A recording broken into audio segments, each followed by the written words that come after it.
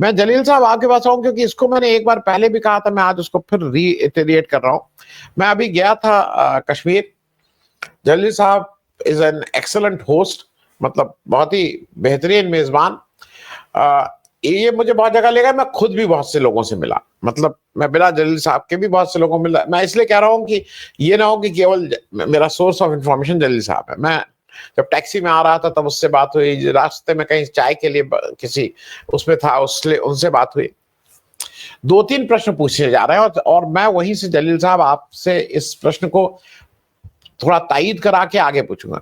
मुझसे वहां दो तीन चीजें लोगों ने पूछी, उसका आंसर पूछा, क्योंकि वो आंसर ऑब्वियस हैं, इसलिए मैं मेरे पास उसका कोई जवाब नहीं था। मुझसे पूछा एक ये गया कि साहब ये जरा बताइए, जहां पे पहलगाम में जो बैसारन वैली है वहां पे सिक्योरिटी क्यों हटाई गई थी? वो ऐसी जगह नहीं थी कि वहां सिक्योरिटी, अब भारत सरकार कह रही है कि वो तो बिना बताए वहां पे लोग टूरिस्ट भेज दिए गए थे। ये कोई दो टूरिस्ट नहीं गए थे वहां के, बिना बताए धीरे से हम अंदर घुस गए और ऐसे झांक के चले आए। वहां पे हजारों की तादाद में टूरिस्ट थे। दूसरा, वहां से नियरेस्ट जो जलील साहब, मुझसे वहां पे भी आप मतलब किसी के पास, हम लोग के पास आंसर नहीं है। एक आम आदमी जो सड़क पे चल रहा है वो ये भी पूछ रहा है कि साहब वहां से सबसे नजदीक सिक्योरिटी पिकेट कहां पे है, अगल बगल, ऊपर या नीचे, क्योंकि वो रूट ये अमरनाथ वाले रूट पे ही पड़ता है। वो कोई सिक्योरिटी पिकेट है?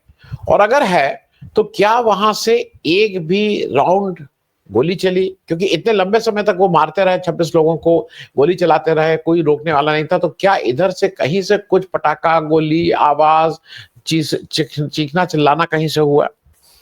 और सबसे इंपॉर्टेंट बात, वो ये भी कह रहे हैं, उसका आंसर मैं किसी भी अपने आज के प्रतिभागी से नहीं चाहूंगा कि वो कहें, क्योंकि उसका आंसर सबको पता है, बोलना ठीक नहीं है। प्रश्न है, सिर्फ है, आंसर जिसको जो समझ में आए वो अपने अपने घर में अपने अपने मन में सोच ले, हामी भर ले और दुख से अपना, शर्म से अपना सिर नीचे कर ले। तीसरा आंसर यह है कि जो ये जगह है कश्मीर में, इस आतंकवाद को कश्मीरी बहुत लंबे समय से झेल रहा है, 40-50 साल से झेल रहा है। कम ज्यादा कभी ठीक हो जाता है, कभी जब कोई अपनी सरकार, मतलब सरकार जब ठीक से चुनाव करा लेती है, लोगों का पार्टिसिपेशन होता है, वो कम हो जाता है, फिर बढ़ जाता है, असंतोष है, बहुत सी समस्याएं हैं। आज तक क्या कश्मीर में, लोगों ने मुझसे पूछा कि आज तक क्या कश्मीर में जब ये आतंकवाद ने किसी को मारा है तो क्या धर्म पूछ के मारा है? ये धर्म पूछ के अगर मारा गया है तो इस धर्म पूछ के मारे जाने से पॉलिटिकल फायदा किसका होता है, ये भी जरा बताइए। मुझे नहीं मालूम, और ना मैं आपसे जानना चाहता हूं कि इसका पॉलिटिकल फायदा होता है, तो अपने आप समझ लीजिए। इस पे पॉलिटिकल रोटी जो सेक रहा है, वो चीजें बहुत ऑब्वियस हैं। मैं जलील साहब शुरुआत आपसे कर रहा हूं, फिर हमारे साथ एक एक्सपर्ट सूद साहब हैं। एक चीज, एक तरफ में, और आपसे नहीं, महसूद साहब से भी, क्योंकि हो क्या गया है कि इस समय की जो पॉलिटिकल लीडरशिप है उसने बहुत चतुराई से जो गुस्सा है कश्मीर के आम जन का, वो बजाय सरकार, वो फोर्सेस की तरफ मोड़ दिया है। हिंदुस्तान की फोर्सेस अपने मन से एक एक जगह नहीं खड़ी होती हैं। पॉलिटिकल लीडरशिप जहां कहती है अगर आगे कुआं भी है तो उस कुएं में कूदने को तैयार है, अगर आगे आग, जलती हुई आग है तो उस आग में चल जाने को तैयार है, अपने मन से वो किसी की जगह नहीं खड़ी होती है। तो ये जो एक बहुत सक्सेसफुली जो जो पॉलिटिकल नेतृत्व होता है, वो फोर्सेस की तरफ गुस्सा मोड़ देता है। देखिए फोर्सेस नहीं किया, मैं फोर्सेस की अभी बात नहीं, अभी मैं मूल बात आज जलील साहब सिर्फ इस चीज की कर रहा हूं कि जो पहलगाम में मामला हुआ है उसमें कहीं भी कोई भी जांच आगे बढ़ती हुई दिखाई दे रही है, नंबर एक। और नंबर दो, ये जो सोशल मीडिया अकाउंट्स खुले थे, ये भारत सरकार कह रही है टेक्निकल ग्लिच की वजह से खुल गए थे। तो कल टेक्निकल ग्लिच की वजह से मारना होगा बम इधर, तो इधर भी तो मार सकते हैं, मालूम नहीं इनका टेक्निकल ग्लिच क्या होगा। अगर इस तरह के लोग हैं तो कहीं का कुछ कर सकते हैं। इसी से शुरुआत करते हैं जलील साहब, पहलगाम के अनछुए प्रश्न क्या क्या हैं आपके हिसाब से? मेरी तरफ से आपको, आपके दर्शकों को और को पैनलिस्ट को आदाब। और जहां तक आपने सवाल किया कि इसकी क्या प्रतिक्रियाएं हैं लोगों की और लोगों के मन में इस हवाले से क्या चल रहा है। तो जितना भी अभी आपने प्रोलॉग में कहा, तो उसमें सबसे बड़ी बात जो है वो जांच की है। जांच ही एक ऐसी चीज है जो हमें उस मुकाम तक पहुंचा सकती है, उस पॉइंट तक पहुंचा सकती है जब हम ये समझने की कोशिश करते हैं कि हमारी गलतियां कहां से हुई हैं। ये सारा मामला जो है सेल्फ इंट्रोस्पेक्शन का है, लेकिन जो हम तारीख हिस्ट्री देखते हैं पिछले कुछ 20-30 साल की, तो हमें लगता है कि हमने तारीख से कोई सबक नहीं लिया है। We have always been on receiving end, and then the consequences have also been such कि हमें ही उसमें भी भुगतना पड़ता है। आप देखिए, मैं ज्यादा पीछे नहीं जाऊंगा, कई वाकयात ऐसे हैं जिनकी जांच अभी तक मुकम्मल नहीं हुई है। सबसे पुरानों में से एक चिटी सिंहपुरा का वाकया है, जहां 35 या 36 सिखों को मारा गया और साथ ही उसके बाद एनकाउंटर में 7 सिविलियंस को ये बताकर मारा गया सिक्योरिटी फोर्सेस की तरफ से कि ये वही लोग हैं जिन्होंने चिटी सिंहपुरा का मैसेकर कंडक्ट किया था, जिनमें एक 65 साला बुजुर्ग भी था और कुछ मजदूर थे, कुछ कारपेंटर थे, और बाद में पता चला कि वो सारे सिविलियंस थे। तो हमें एक तरक्की याफ्ता मुल्क और खासकर सिक्योरिटी के लिहाज से हम बहुत ही एडवांस्ड हैं, और जब इस तरह की बातें ऐसे मामलात के बाद सामने आती हैं तो हमें शर्मिंदगी का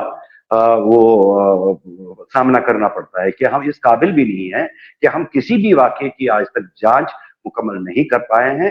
और कहीं कहीं तो हमने ये जो पथरी बल का वाकया है, जिसमें मैंने कहा कि 7 अफराद को मारा गया था, ये कहकर कि यही वो आतंकवादी हैं जिन्होंने चिटी सिंहपुरा का मैसेकर किया था, लेकिन बाद में वो आम आदमी निकले। इसके अलावा भी ऐसी चीजें हैं जहां सिक्योरिटी फोर्सेस ने कई लोगों को सरहद पे ले जाके या कहीं से गिरफ्तार करके फिर बाद में, मैं ये नहीं कहूंगा कि सिक्योरिटी फोर्स में सब लोग ऐसे हैं, कुछ लोग ऐसे भी हैं जिन्होंने तरक्कियों के लिए या इनामों के लिए आम आदमियों को, नौजवानों को, बुढ़े को जो सामने आया उसको मारा। वजह यह है कि हम जांच के मामले में बहुत पीछे हैं। अभी पुलवामा का वाकया ज्यादा दूर नहीं है। 2019 में उस वाकये की बुनियाद पर जो बीजेपी की सरकार है बड़े बहुमत के साथ वापस आ गई, और अब ये जो वाकया है ये पहलगाम का, ये भी उसका एक रेप्लिका लगता है। और अभी तक जैसा कि आपने कहा कि इब्तदा में कुछ लोगों की तस्वीरें साझा की गई, स्केचेस साझा किए गए, और बाद में कहा कि यह गलती है। ये सारा तो गिलिच ही है। कहां पे आपको लगता है कि गिलिच नहीं हो रहा है? गिलिच हर जगह हो रहा है, और नतीजा ये निकलता है कि बाद में एक तो जवाबदेही के मामले में हम बिल्कुल कोई की जवाबदेही किसी के सामने नहीं है, और हम रिस्पॉन्सिबिलिटी फिक्स करने के मामले में भी बहुत ही गरीब है, बहुत ही लाचार है।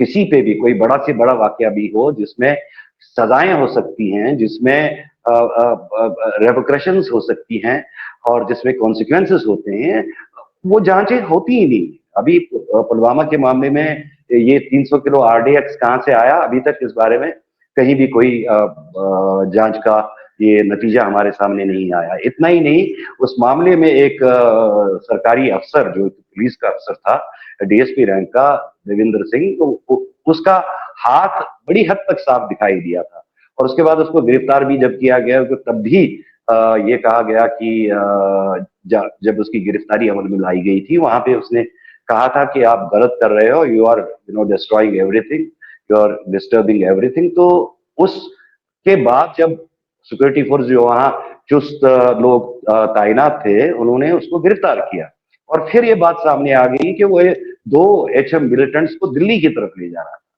तो इन सारे मामलों में जांचें हुई ही नहीं, और वो देवेंद्र सिंह आज कहाँ है ये भी किसी को पता नहीं।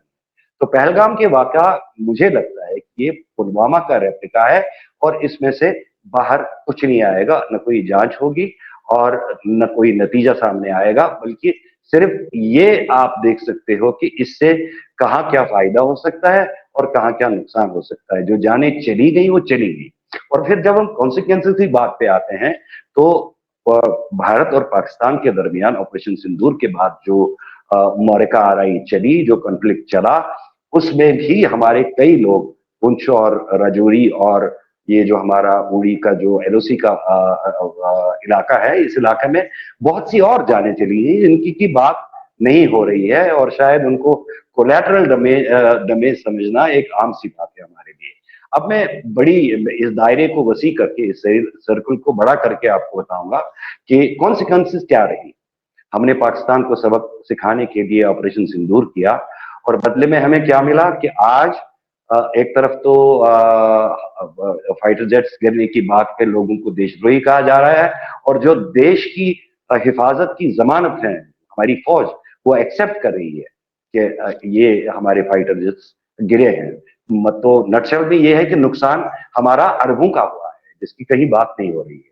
उसके बाद आप देखिए कि जब अमेरिका की बात आई, ट्रंप की बात आई, और उसने जो व्यापार का ये बहाना बनाकर या व्यापार की धमकी देकर दोनों मुल्कों को सीज फायर करने के लिए पाबंद कर दिया या मजबूर कर दिया, जिसका कि हम सरकारी सतह पे एतराफ नहीं कर रहे हैं, लेकिन प्रधानमंत्री की सतह पे इस बारे में कोई बात बाहर नहीं आई है, जबकि उनको ये बात करनी चाहिए थी कि जब एक देश का, अमेरिका जैसे देश का सदर और प्रेसिडेंट ये बात कह रहा है कि मैंने इनसे दबाव डाल के सीज फायर करवा ली, तो उसका जवाब प्रधानमंत्री को ही, हेड ऑफ द स्टेट को देना चाहिए था। वो नहीं दे रहे हैं, लेकिन निचली सतह के कर्मचारियों या सियासतदानों की जुबान से ऐसे बयान दिलवाए जा रहे हैं।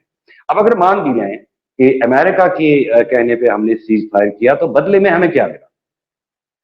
बदले में टैरिफ के मामले में आपको पता ही है कि 500% टैरिफ लगाने की बात हो रही है। और दूसरी तरफ आप देखिए कि इनाम किसको मिल रहा है। इनाम की बात जब आप करेंगे, 1 जुलाई को पाकिस्तान ने सिक्योरिटी काउंसिल की प्रेसिडेंसी संभाली, एक दूसरा जो एंटी टेररिज्म कमेटी है उसको वाइस चेयरमैनशिप मिल गई। इतना ही, तालिबान का जो सैंक्शंस वगैरह हैं उसके बारे में जो मामलात हैं उनमें भी चेयर दी गई कि तालिबान की जो सैंक्शंस है, सैंक्शन कमेटी है, उसकी चेयर भी पाकिस्तान के पास है। और जो यूएस सेंट्रल कमांड के कमांडर हैं, शायद नाम उनका है माइकल कुरीला है, उसका बयान भी याद होगा आपको। ये ऑपरेशन सिंदूर के बाद की बात कर रहा हूं कि उन्होंने पाकिस्तान की कितनी तारीफ की कि हमारा फिनोमिनल पार्टनर है पाकिस्तान, एंटी टेरर जो उनकी मुहिम है उसमें वो पार्टनर है। और बाद में आप ऑपरेशन सिंदूर के बाद की जब बात करते हैं, तो टेरी ब्रूस जो हैं, जो ऑफिशियल स्पोक्स पर्सन हैं स्टेट डिपार्टमेंट की, उन्होंने कश्मीर के मामले में क्या कहा? कश्मीर के मामले में जब उनसे सवाल पूछा गया कि कश्मीर के डिस्प्यूट में ट्रंप का रोल क्या हो सकता है, तो उन्होंने कहा था कि Trump can surprise any time, he can take a role of mediator as far as Kashmir issue is concerned, and जो जनरेशनल वार है उसको खत्म करा सकते हैं। और भी बातें हुई कश्मीर के बारे में जो कि शिमला समझौते के बाद नहीं हो रही। और हमें इनाम में अब ऑपरेशन सिंदूर के बाद जब हम ये दावा कर रहे हैं कि हमने टेररिज्म की कमर तोड़ी है, लेकिन अगर दूसरी तरफ आप देखेंगे कि हमें नुकसान कितने हुए हैं, यहाँ पे ये बात करना जरूरी है और देशवासियों को समझाना जरूरी है कि हमारी कॉन्सिक्वेंसेस की रेट क्या रही। और पाकिस्तान जो हम आइसोलेट करना चाहते थे, जिसके लिए हमने यहाँ से डेलीगेशंस भेज दी, और उसके 7 लोग हैं, जबकि हमारे साथ ऐसे लोग नहीं हैं जिनका जिक्र किया जा सकता है। अब देखिए दफा 370 के बाद चाइना का कौन रोल क्या रहा? चाइना बड़ा एग्रेसिव हो गया हमारी तरफ, और जब उनसे बात पूछी गई चाइना से कि ये ऑपरेशन सिंदूर या जो रिटेलिएशन हो सकती है इंडिया से आफ्टर पहलगाम अटैक, तो उनका रोल क्या होगा? दे say openly say that we will defend the territorial integrity of Pakistan. और उसमें टेरिटोरियल इंटेग्रिटी में कौन सा इलाका आता है? उसमें पीओके भी आता है, और जहां पे चाइना की काफी स्टेक्स है। तो ये हम लोग एलओसी को पार करके पीओके को अपने साथ लेना चाहते थे, लेकिन वहां पे हमको दूसरे फ्रंट का सामना। तो ये चीजें जो हैं, हम कहने को तो बड़ी बड़ी बातें करते हैं, लेकिन इसके दरमियान जो दीवारें हाइल हैं उसके बारे में कोई बात नहीं करता है, लॉजिक के बारे में बात नहीं करता कोई। और जब किसी बड़े पैमाने की कार्रवाई की बात होती है तो उसकी कॉन्सिक्वेंसेज भी होती हैं, उसके प्रोज एंड कॉन्स भी होते हैं, उसमें दूसरे ममालिक की इन्वॉल्वमेंट भी होती है। तो आप तुर्की के सफर को बंद करेंगे, Turkey is not dependent on tourism only, और उनकी जो इकोनॉमी है वो हमसे मतलब आप देखेंगे मतलब यूरोपियन यूनियन में शामिल है, और उनकी जो हालत है, माशी हालत, इकोनॉमिकल हालत, वो कहीं बेहतर है। उनके इन चीजों से कोई फर्क नहीं पड़ता है। और इसी तरह के ये जो आपने कहा कि ये जो चैनल्स हैं या जो इंडिविजुअल्स के ये जो प्लेटफॉर्म्स हैं, सोशल मीडिया प्लेटफॉर्म्स हैं, उनको बैन लगाया गया, लेकिन ये अचानक खुल कैसे गए? This is all testing waters. Operation Sindoor को भूल जाइए, पहलगाम को भूल जाइए, ये पुलवामा की तरफ अब बासी चैप्टर हो गया है। आगे की बात करिए, आगे की बात करिए कि आगे आप क्या इससे बदतर क्या एक्सपेक्ट कर सकते हैं। That's it. जी।